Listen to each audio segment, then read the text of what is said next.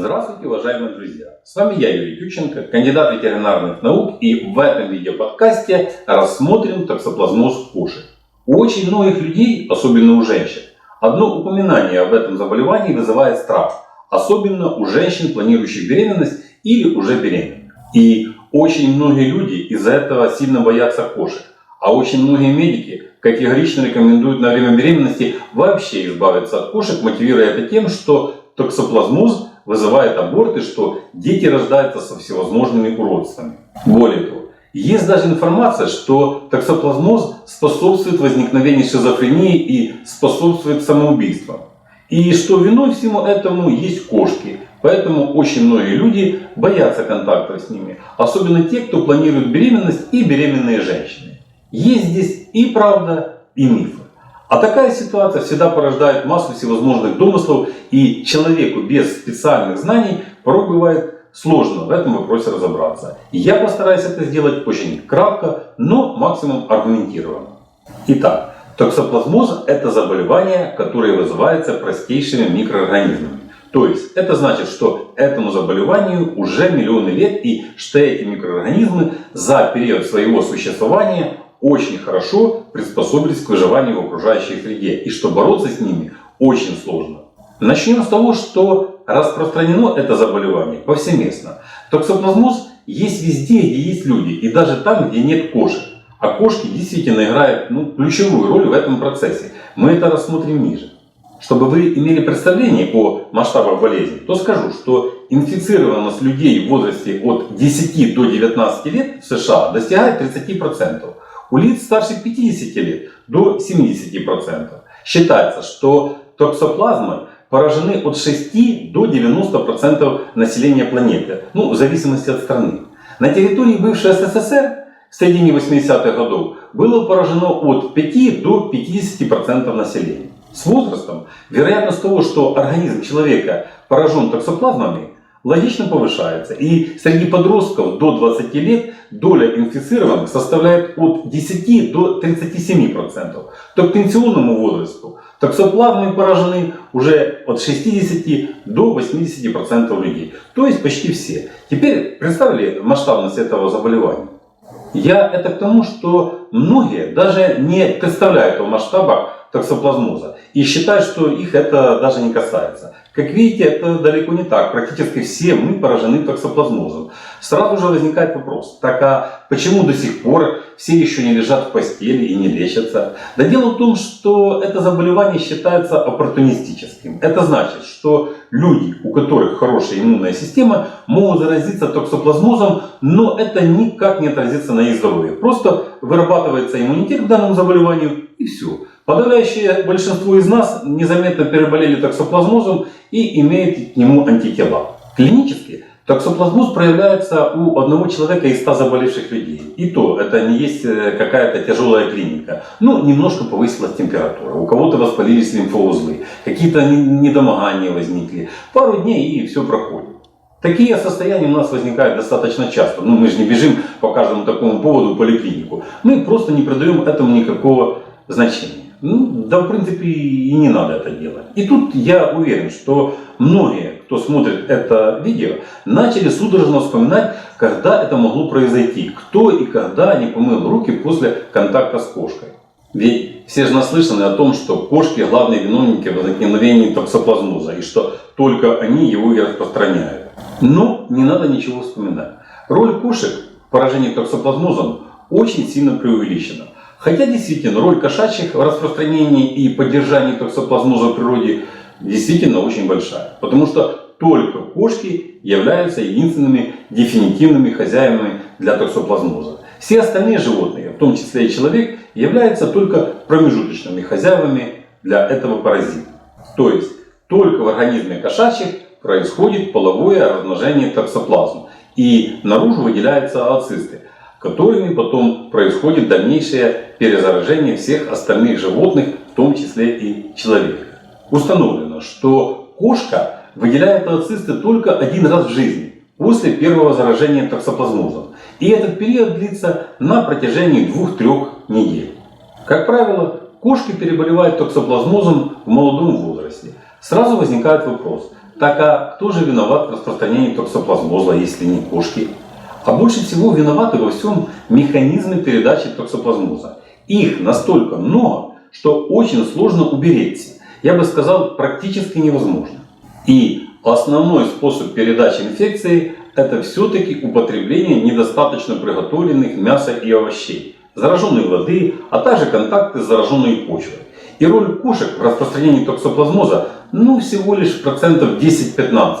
Только через мясо поражается около 60% людей. Особенно это касается мяса, купленного на рынке. Шашлык поели, есть шанс заразиться. Мясо с рынка принесли, просто на стол положили и потом стол забыли обработать хорошенько. Тоже можете легко заразиться. Сало на рынке попробовали, тоже поймались на токсоплазмоз. В огороде покопались, руки не помыли. Результат тот же. Ребенок пошел играть в песочницу, 100% он заразится. Даже не 99, а все 100%. И я нисколько не преувеличиваю это. Там буквально все пропитано токсоплазмами. Так что не нападайте зря на кошек. Но бродячих кошек быть не должно. Они все поражены токсоплазмозом, ими загажены все детские песочницы. И у ребенка, как я уже сказал, нет никаких шансов, чтобы, играя в песочнице, он не заразился токсоплазмозом. Что же касается домашних кошек, то еще раз напоминаю, что они тоже очень сильно поражены токсоплазмозом. Но ooцисты выделяют всего лишь один раз в жизни, на протяжении 2-3 недель, не больше. И если кошка живет 15 лет, то представьте себе, насколько мизерные шансы заразиться от собственной кошки. Это первое. Второе. Выделяемые кошкой ooцисты становятся инвазионными, то есть способными вызывать заболевания у человека, только на 5-й день и не раньше. Так что убирайте почаще кошачий лоток, дезинфицируйте его, и вероятность заражения будет близка к нулю. Еще раз напоминаю, что ooцисты есть только в каре животных, а на шерсти ooцист нет. А вот собака, кстати, может с большой долей вероятности на своей шерсти занести дом ooцисты токсоплазмоза. Собаки же любят кататься в траве, а там очень большая вероятность того, что есть экскременты кошек или птиц, которые содержат ooцисты токсоплазмоза. Поэтому, чтобы максимально уберечься от токсоплазмоза, следите за личной гигиеной и не ешьте сырого и непроваренного мяса. Кстати, мясо почти всех животных, кроме говядины и птицы, поражено токсоплазмозом процентов на 60. Особенно это касается мяса животных, выращенных в фермерских условиях или на крестьянском подворье. Современные технологии выращивания животных считаются безопасными, поэтому заражение токсоплазмой в таких условиях сводится к минимуму. Поэтому правильно готовьте мясо, почаще мойте руки, придя с улицы, а также регулярно мойте полы. Особенно это касается женщин, которые собираются стать мамами. Мужчин, в принципе, это не касается. В этом случае никакой катастрофы не случится, даже если они будут есть сырое мясо. В крайнем случае перечихают, если что. И то, только в том случае, если их организм будет немножко ослаблен. И хотя, в принципе, соблюдение этих мер не так уже и сложно, но порой мне и самому сложно устоять перед соблазном съесть пару кусочков шашлычка под коньячок или сальца под водочку. Как видите, до сих пор все нормально. А мне уже далеко, ведь не 20 лет. Но обращаю ваше внимание на то, что опасность, в принципе, безобидного токсоплазмоза взлетает буквально до небес для беременных женщин. В первую очередь это опасно для тех женщин, которые еще не переболели этим заболеванием, и у них нет иммунитета к токсоплазмозу. Для тех женщин, которые переболели токсоплазмозом, и у них уже есть иммунитет, который подтверждается наличием в крови высокого титра антител типа G, токсоплазмоз никакой угрозы для здоровья плода не несет. Если же женщина никогда не болела токсоплазмозом, а бывают и такие случаи, то заражение им в период до 6 месяцев до начала беременности и особенно в первый триместр беременности может нести очень серьезную угрозу. Это могут быть и выкидыши, и уродство плода, и масса других неприятностей для здоровья будущего ребенка. Поэтому женщинам, которые планируют стать мамами и у которых нет антител к токсоплазмозу, следует на это обратить очень большое внимание. И в этот период максимально соблюдать меры личной гигиены. Причем, как я уже сказал, что от кошки исходит не самая большая опасность. В лучшем случае, надо, чтобы беременная женщина не убирала кошачий лоток, а делал это кто-то другой за нее, а не она.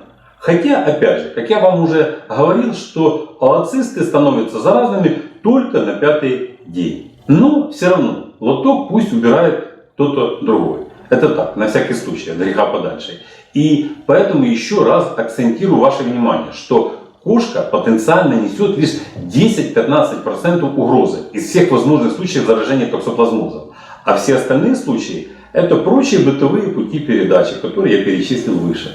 Поэтому правильно распределите степень угрозы и не преувеличивайте роль кошки в этом вопросе. И тем более не бойтесь и не гнобите ее. Как видим, токсоплазмоз действительно болезнь очень коварная, но она достаточно легко управляемая. И ее можно жестко держать под контролем, если иметь элементарное знание о ней. Есть еще и другие интересные факты о токсоплазмозе. И в последующих видео мы их обязательно рассмотрим. Но основные моменты я вам рассказал. Я постарался объяснить самое главное. Объяснил, какие риски она несет, как ее профилактировать и на что надо обратить самое большое внимание. И что несмотря на то, что кошки в этом процессе играют очень важную роль, не надо в этом вопросе все сваливать только на них. Любите кошек.